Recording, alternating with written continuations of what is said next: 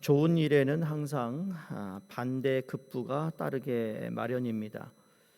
행복하고 좋은 일, 기쁘고 감사한 일이 있으면 그 이면에는 또 사단이 역사하고 일하는 경우가 함께 나타납니다. 미국 사람들은 사단이 쉬는 날도 없이 계속 우리를 공격한다고 할 때 그런 얘기합니다. 사단이 오버타임 하고 있다고. 우리가 자는 시간에도 쉬는 시간에도 걔네들이 오버타임 하고 있다고요. 재미있는 이야기죠. 그러니까 하나님이 기뻐하시고 하나님이 원하시는 일, 영혼을 구원하는 또 전도하는 일에는 이 사단이 가만히 두고 보지 않는다라는 겁니다. 개인이나 가정이나 교회나 좋은 일들이 있으면 꼭 그 뒤에는 나쁜 일로 기분을 상하게 하고 나를 시험하게 하고 화를 내게 하고 그래서 감정을 컨트롤 못해서 받은 걸 다 쏟아붓게 하는 일들을 사단이 한다는 겁니다. 예배를 잘 드리려고 하면 악한 사단 마귀는 그 자리를 틈타고 넘보고 있습니다. 그래서 기도가 무엇보다 중요합니다. 성경에서 깨어 있으라. 또 너희가 서 있는 줄 아느냐 넘어질까 너희가 조심하라고 경고하는 말씀을 보면 항상 우리는 사단이 우리의 주위를 맴돌면서 어떻게든지 틈을 타서 우리를 넘어뜨리고 또 우리를 하나님으로부터 멀어지게 하는 그러한 요소들을 가지고 있다라는 겁니다. 이 교회가 건축할 때도 그렇습니다. 여러분 교회가 건축할 때 사단도 집을 짓습니다. 불신과 모략의 집을 교회 안에 짓습니다. 그래서 교회를 건축할 때는 건물로서의 교회를 세우는 것보다 성도들의 믿음을 세우고 신앙을 세우는 일임을 알고 있어야 합니다. 그러니까 똑같은 경험을 오늘 우리가 읽은 본문 말씀에서 등장해요. 믿음의 선배들이 경험하고 있습니다. 자, 이스라엘 백성들이 바벨론 때 포로로 잡혀갔다가 70년이 지나서 하나님이 예레미야 선지자를 통하여 약속하셨던 그 약속이 이제 성취되는데 이 포로에서 귀향할 때까지 그렇죠? 한 가지 사명으로 이들이 귀환을 합니다. 나중에 우리가 또 느헤미야를 보게 되면 또 알겠지만 이 에스라와 느헤미야와 같은 시대를 살았던 선지자들이에요. 그러니까 다시 예루살렘으로 돌려보내는데 이 성전 재건이라는 사명을 하나님이 부여하셔서 이스라엘 백성들이 돌아오게 된다는 겁니다. 그러니까 담대한 포부를 가지고 예루살렘으로 돌아와서 성전 재건을 시작합니다. 자, 귀환한 지 이듬해 둘째 달부터 성전 재건의 기초를 시작하는데요. 그 옛날 솔로몬 성전을 보았던 사람들은 아마 돌아와서 예루살렘 성전이 무너진 것을 보고는 대성통곡을 했을 것입니다. 그리고는 다시는 하나님을 떠나지 않겠다고 결단하며 성전 재건 공사에 막을 올렸을 것입니다. 이제 얼마 지나지 않아서 성전을 재건될 것으로 기대했던 그들에게 예상치 못한 일이 벌어집니다. 하나님께서는 원하시는 길, 하나님의 나라를 새롭게 세우는 일인데 만만치 않은 일들이 시작됩니다. 오늘 1절 2절이죠. 사로잡혔던 자들의 자손이 이스라엘의 하나님 여호와의 성전을 건축한다 함을 유다와 베냐민의 대적이 듣고 스룹바벨과 족장들에게 나와 이르되 우리도 너희와 함께 건축하게 하라. 우리도 너희같이 우리 하나님을 찾노라. 아수르 왕 에살핫돈이 우리를 이리로 오게 한 날부터 우리가 하나님께 제사를 드리노라 하니 그랬어요.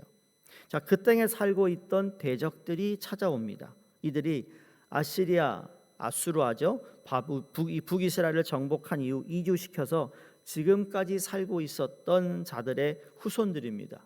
이들은 마음에도 없는 말을 합니다. 우리도 너희들과 같이 성전을 건축하는 일에 동참하기를 원합니다.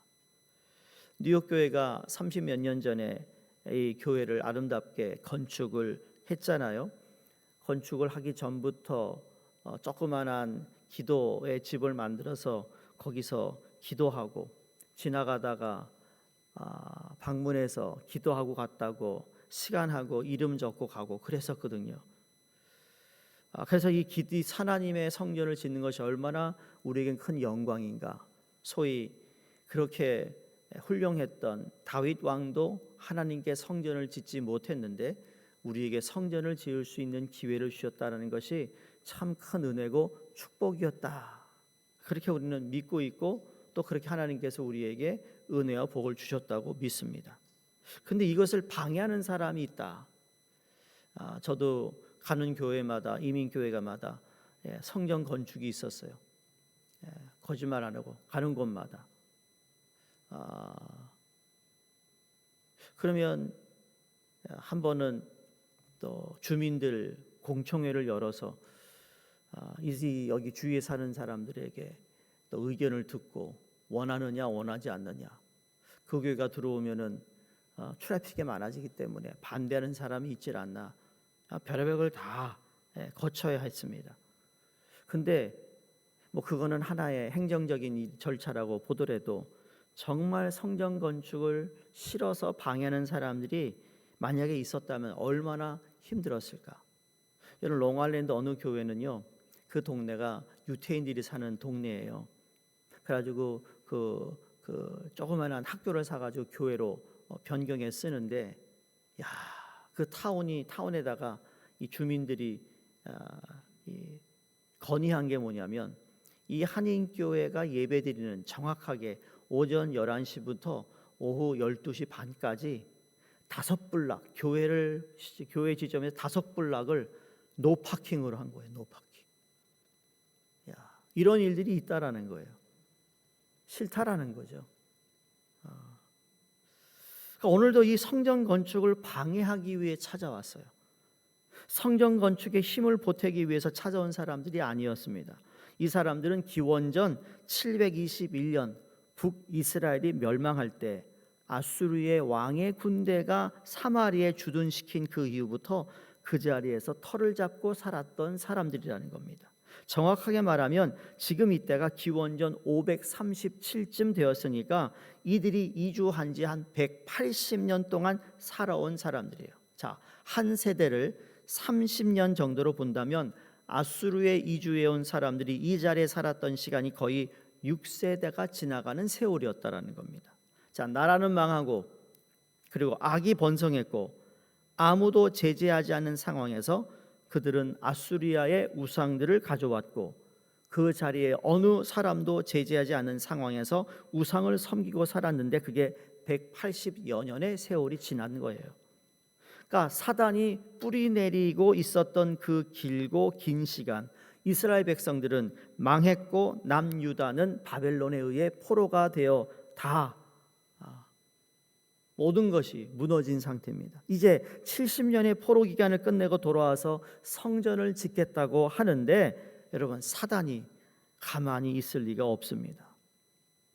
다행히도 스룹바벨과 예수와 그리고 그와 함께했던 족장들이 함께 성전 재건에 동참할 수 없다. 단호하게 거절합니다. 너무 잘한 일이죠. 스룹바벨과 예수와의 이 단호한 거절에도 근데 이들이 순순히 물러나지 않습니다. 이제는 조직적으로 방해하기 시작하는데 오늘 4절에서 5절 보시면 이로부터 그 땅 백성이 유다 백성의 손을 악하게 하여 그 건축을 방해하되 바사왕 고레스의 시대부터 바사왕 다리오가 즉위할 때까지 관리들에게 뇌물을 주어 그 계획을 막았다 그랬습니다. 관리들에게 뇌물을 주어 방해합니다. 얼마나 오랫동안 공사가 중단되었는가 하면 여러분 24절을 보시겠어요? 24절 4장 24절입니다. 마지막 절이에요. 함께 읽어봅니다. 시작. 이에 예루살렘에서 하나님의 성전 공사가 바사왕 다리오 제2년까지 중단되니라. 이 말은 다리오 2년은 기원전 520년입니다. 즉 17년 동안이나 성전 공사가 중단되었어요. 그들이 조직적으로 길을 쓰고 방해했다라는 거죠.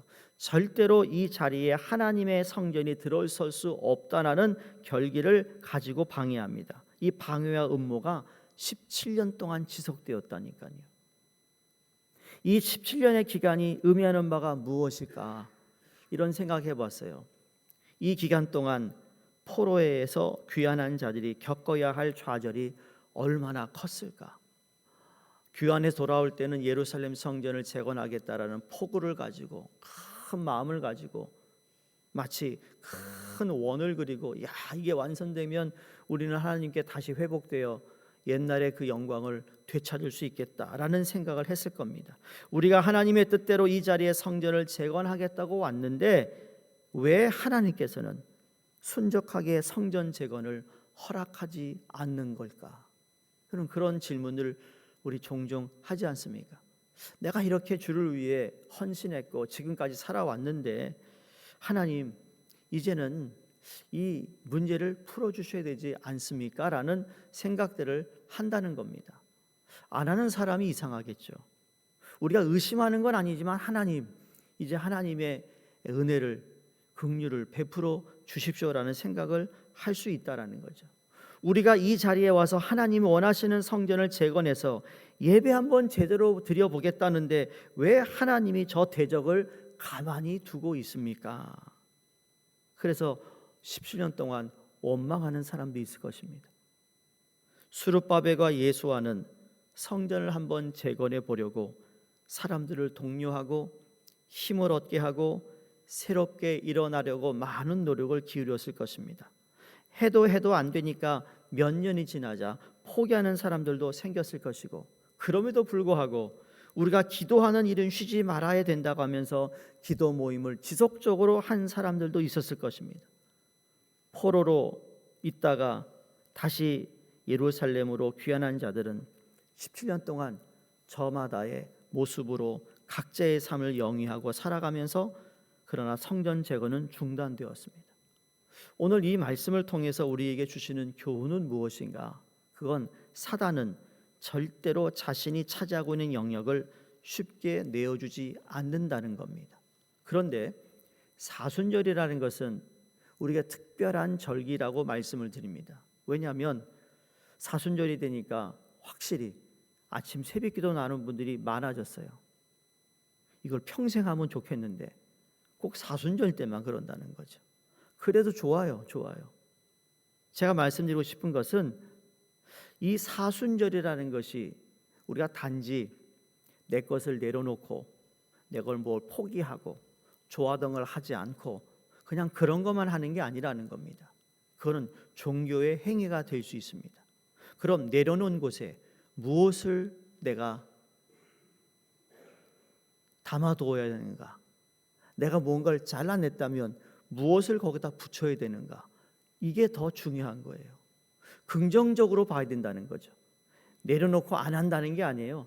내려놓고 안 하는 시간에 하나님을 찾아야 되고 기도를 해야 되고 말씀으로 우리의 삶이 변화된다면 내 안에 있는 그 잠시 내려놓았던 것이 이 사순절 40일 동안 내려놓은 것이 이제 다시 40일이 지나서 내 일반적인 생활로 돌아올 때 더 이상 내가 사순절 전에 즐기던 것을 더 이상 즐기지 않는 성숙되고 변화되고 성장된 우리의 모습이 되어야 된다는 사실이에요.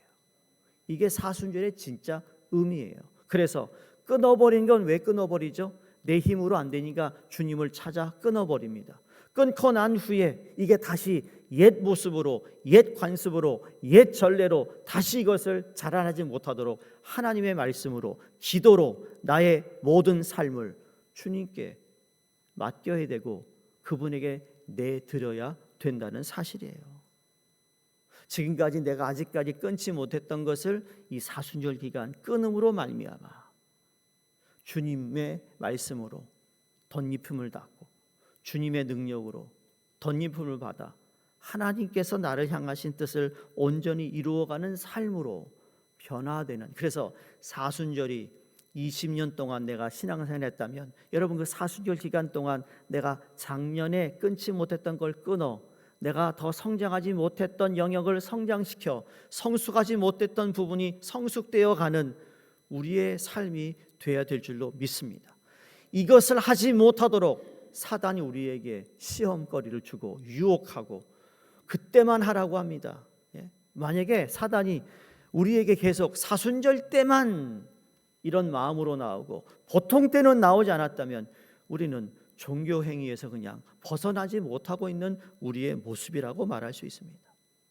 어떤 사람을 위해 전도하기 위해 예수 믿으세요라고 말하자마자 돌아오는 사람은 없습니다. 사단이 그 영혼을 수십 년을 붙들고 있었는데 그렇게 한 번의 전도로 내어주겠어요? 그런 일은 일어나지 않습니다. 불신 가정의 시집간 며느리가 그 가문을 위해서 기도하자마자 변화되는 역사는 일어나지 않습니다. 수십 년 동안 헌신과 피눈물 나는 고통의 시간들을 통해 한 사람 한 사람 변화되기 시작하는 거예요. 무슨 말이죠? 내가 죽고 한 알의 씨앗이 썩는 미랄이 그 가정에 있을 때 변화가 시작된다는 겁니다. 우리는 그런 일들을 수없이 많이 듣고 보았습니다. 여기서 중요한 것은 포기하지 않아야 된다는 겁니다. 17년 동안 조직적인 방향에 일어난다 하더라도 이들이 포기하지 않았기 때문에 성전 재건의 역사가 일어났습니다. 우리 삶에도 기도를 쉬지 않고 우리가 끝까지 포기하지 않으며 내게 주어진 삶에서 조금씩 하나님을 향하여 나아갈 때 누가 뭐라 그래도 내가 하나님 앞에 드려지는 시간만큼은 이 세상 그 무엇과도 타협하지 않는 마음으로 하나님께 나아갈 때 여러분 하나님의 시간이 되면 어느 한순간에 이루어지는 것 같은 역사가 일어나게 될 줄로 믿습니다. 내일부터 기도의 원을 그리는 사람 캠페인이 시작됩니다. 주제는 기도하는 사람입니다. 기도하는 사람이 되기를 간절히 바랍니다. 작년에는 목적이 있는 삶을 사는 개인과 공동체였습니다. 올해는 기도를 어떻게 내가 할 것인가? 기도의 원을 그려놓고 이 기도가 응답받을 때까지 기도의 원에서 나오지 않는 끈기, 포기하지 않는 끝까지 하나님이 그 일을 하시길 때까지 내가 움직이지 않고 하나님이 하실 일을 기대하며 기다리며 인내하고 끝까지 기도할 수 있는 우리의 삶을 통해 여러분의 삶의 목장에서 우리 교회에서 이곳저곳에서 기도의 응답에 많은 간증들이 일어나기를 주의 이름으로 축원합니다. 우리 가운데 길고 긴 투쟁 가운데 계신 분들이 있다면 다시 한번 힘을 내시기를 바랍니다. 우리 눈에 보이지 않는다 하더라도 하나님은 조금씩 변화시켜 나가고 있다라는 사실을 보시면서 결국 선은 이기게 되어 있다. 선은 분명히 이루어질 것이라는 확신을 가지고 답은 이미 우리에게 주어진 거잖아요. 예수 그리스도 통하여 답이 이미 주어진 거예요. 우리는 승리한다니까요. 근데 그 과정 가운데 믿음으로 끈기 있게 가는 겁니다. 블랙 앤 화이트 TV가 있을 때 여러분 미국 사람이 제일 좋아하는 드라마가 뭐였다고요? 카우보이 드라마. 존 웨인, 이스트 클린트우드 다 아시죠? 존 웨인은 그 장총을 손가락으로 돌리는 그 거인이었습니다. 유명하잖아요. 그런데 이 백인들이요, 그 카우보이 그 드라마를 제일 좋아하는 이유는 이 중국 무협지하고 비슷해요. 주인공이 이 과정에서 두들겨 맞아요. 근데 결국 주인공이 이겨요. 여러분 똑같아요. 우리 인생은 이미 예수 그리스도가 십자가에서 이기셨어요. 그 이김에 우리는 동참하는 거예요. 그 과정 가운데 여러분 이왕이면 신나게 가야지. 이왕이면 웃으면서 찬양하며 기도하며 가야지. 마디못해가지고 끌려가는 마치 소가 말이죠. 끌려가듯 그렇게 끌려가는 신앙생활이 아니라는 거예요. 그러니까 어깨도 피시고 웃음도 갖고 할렐루야도 하고 기도합시다 얘기하고 사단에게 지지 말자고 얘기하고 이미 우린 이겼으니까 하이파이도 하고 아멘입니까? 예배 끝나고 가시면서 하이파이브 하세요. 오늘도 이길 거라고. 포기하지 않는 자들에게 하나님 주시는 이 선한 승리가 있음을 기억하시기를 주의 이름으로 축원드립니다.